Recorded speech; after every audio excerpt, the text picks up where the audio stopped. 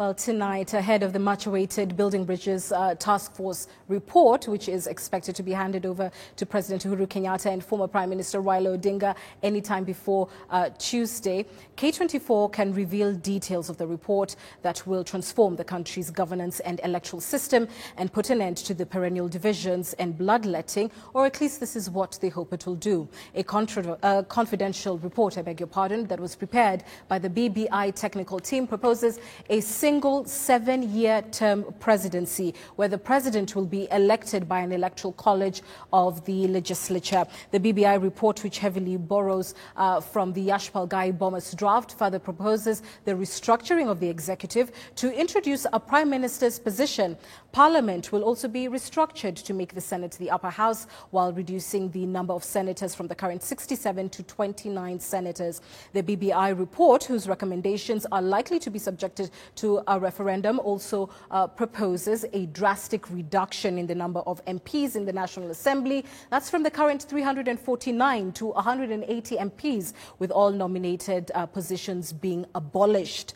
The devolved system of government, as we know it today, will also be affected, with a report proposing that the 47 counties be merged into 14 regional governments, as had been proposed in the Bomas draft. And the quest for more devolved funds also features in the BBI report that we have exclusively seen, with the task force proposing 45% of national government revenues to be allocated to the 14 regional governments, up from the current minimum threshold of 15%. While the structure of the Independent Electoral Commission, IEBC, will also be affected, with the BBI report recommending commissioners serve on a part-time basis among a raft of other far-reaching proposals. And K24 will continue to report on this groundbreaking story. Nerima Wako, who is the Executive Director of Siasa Place, joins us now. Nerima, thank you for being with us.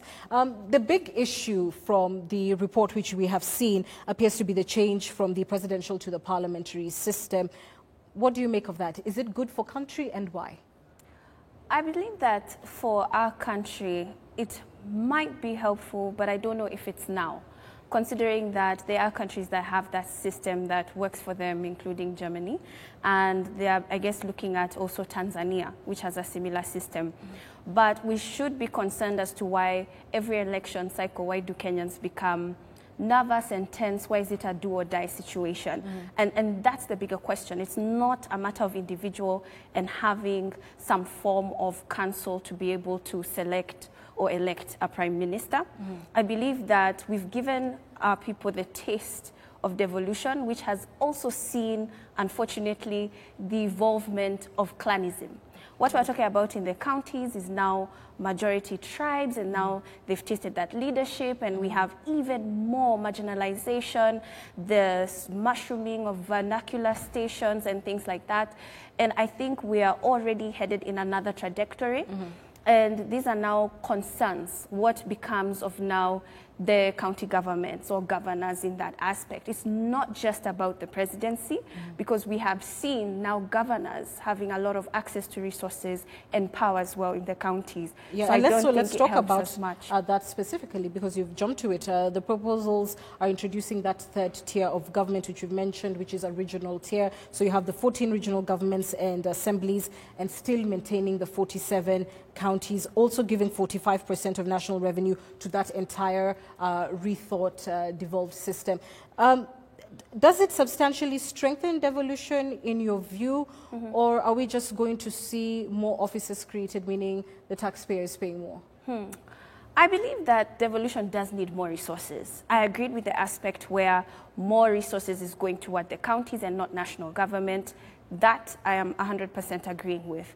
In terms of even the Senate being strengthened, yes, I agree with that. As an upper house? Yes, at the upper house. But I know that Wachira Maina has been known to be talking about the fact that the Senate doesn't have powers, they lack resources, but it doesn't mean that they need more individuals within the Senate to improve their capacity. It's about more resources and having more access to power and more accountable to their own counties.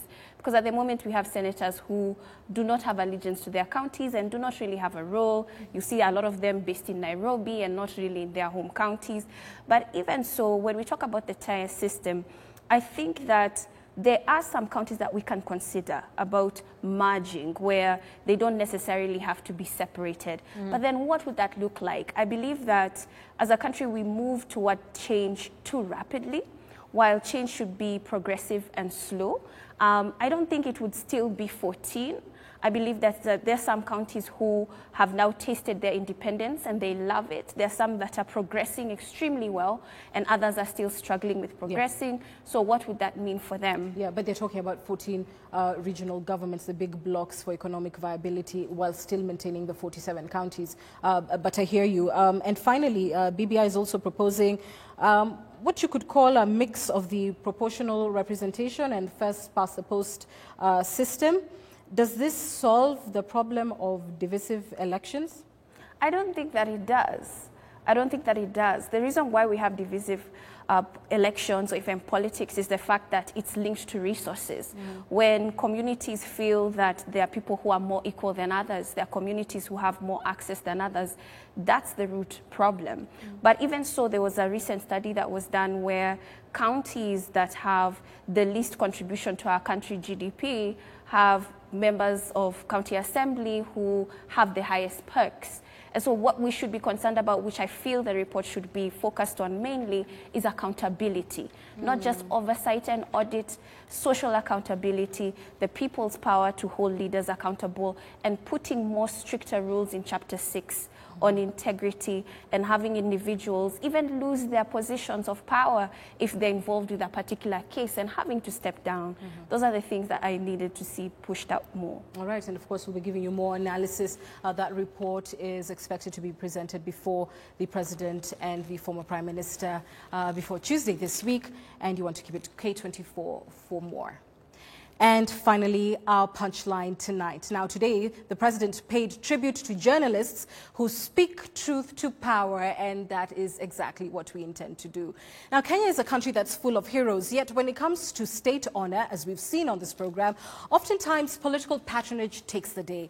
And though this year the list appeared to reflect everyday people doing wonderful things, this is the exception and not the rule. Further, as we have heard earlier on the program, despite legislation that is meant to streamline and properly determine who we honor and how they are honored, the State Department in charge appears to be in no hurry to implement this law.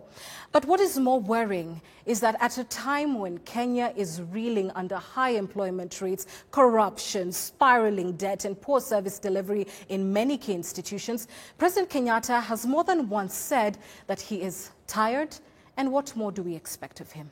Well, his latest remarks being at the launch of the Suswa line, where the president said, quote, he's tired and wants to go home. Now, Mr. President, that kind of talk is unacceptable. If you're tired, how should ordinary Kenyans feel? And what do you expect when we, the citizens, are supposed to do with information like that? You are still our symbol of collective hope and aspiration. You're supposed to be Kenya's true hero. You asked for this job more than once, and now you must do the work without complaining.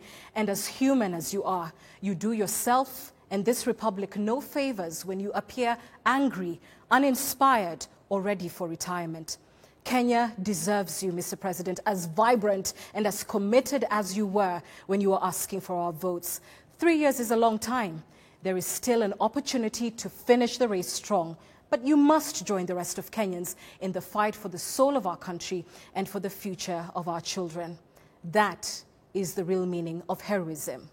Well, happy Mashujaa Day to you, and thank you for watching this revamped edition of Punchline, which from tonight takes the full hour, 9 to 10 p.m., going a little over tonight, but we'll work on that in subsequent bulletins. My thanks to all our guests who've made this program possible. Good night, God bless, and enjoy your holiday. Bye-bye.